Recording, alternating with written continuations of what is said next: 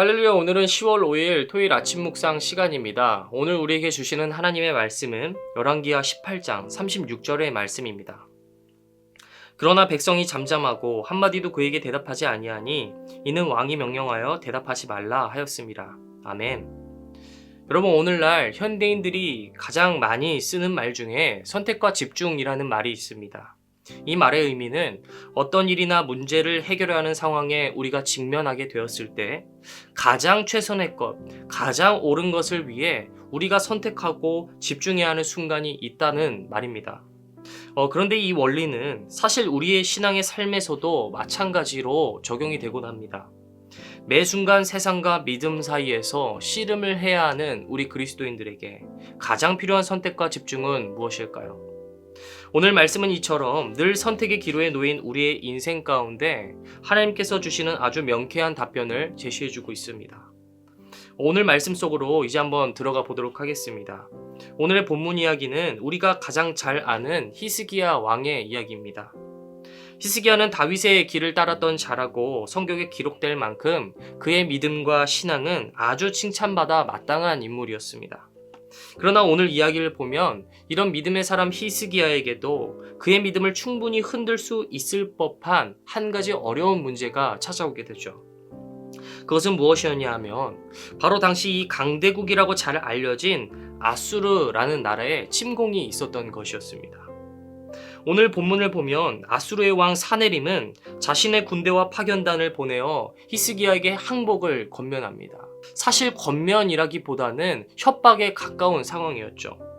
아수르를 반역하고 그 나라에 저항한다면 피할 수 없는 진멸이 있게 될 것을 이야기했습니다.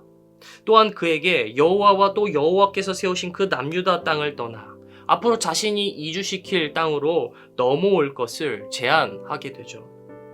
이런 아수르의 말은 거진 협박에 가깝긴 했으나 실은 많은 상황들을 고려해 봤을 때 그의 이야기를 따르는 것이 합리적인 선택으로 보였을지도 모르겠습니다. 지금의 정황으로 보았을 때 남유다의 상황은 대단히 위태로운 상황이었기 때문입니다. 항복이 아니면 죽음뿐인 상황이었죠.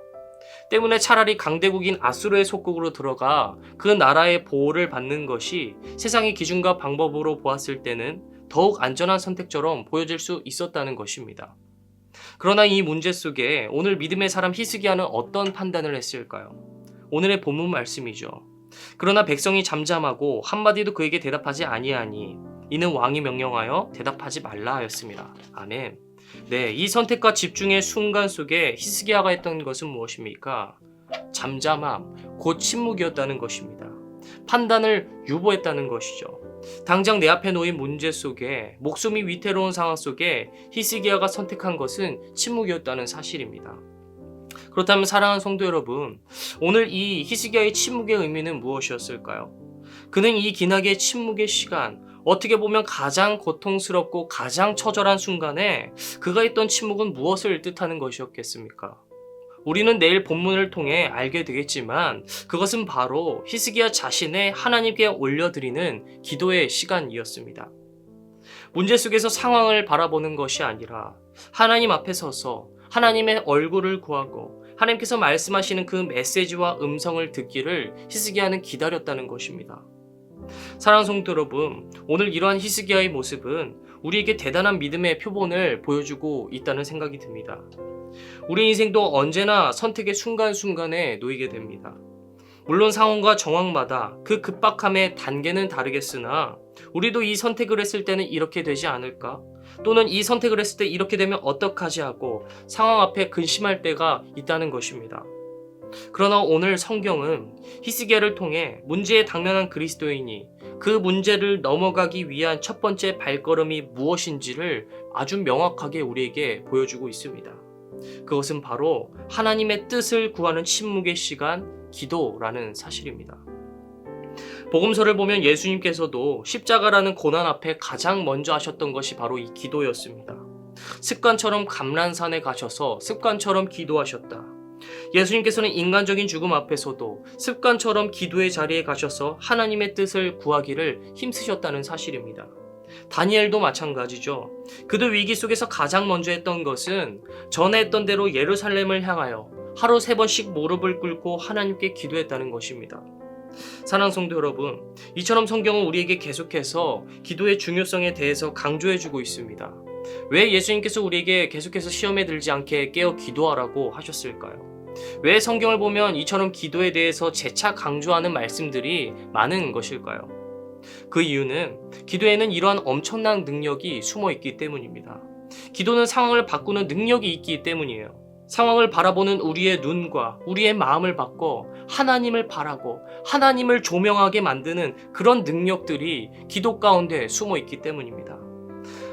그러므로 사랑하는 성도 여러분, 기도를 멈추지 마십시오. 늘 숨쉬듯 하나님과 대화하십시오. 위기 가운데 그 위기를 넘어서는 힘은 갑자기에 있는 것이 아닙니다. 바로 우리의 이 거룩한 습관, 기도에 달려 있는 것입니다. 말씀을 맺겠습니다. 사랑하는 신내교회 성도 여러분, 이 시대에 주님께서는 기도하는 자, 주의 말씀에 청종하기를 힘쓰는 자 한 사람을 찾고 계십니다. 바라기는 주님께서 찾으시는 그 한 사람의 예배자, 그 한 사람의 기도의 일꾼이 오늘 저와 여러분이 되기를 간절히 소망합니다. 아멘. 이제 들으신 말씀을 기억하시면서 주기도문으로 말씀을 맺도록 하겠습니다. 기도하시겠습니다. 하늘에 계신 우리 아버지여, 이름을 거룩히 여김을 받으시오며 나라의 임하옵시며 뜻이 하늘에서 이루어진 것 같이 땅에서도 이루어지이다. 오늘 우리에게 일용할 양식을 주시옵고 우리가 우리에게 죄 지은 자를 사하여 준 것 같이 우리의 죄를 사하여 주시옵고 우리를 시험에 들게 하지 마시옵고 다만 악에서 구하시옵소서. 나라와 권세와 영광이 아버지께 영원히 있사옵나이다. 아멘.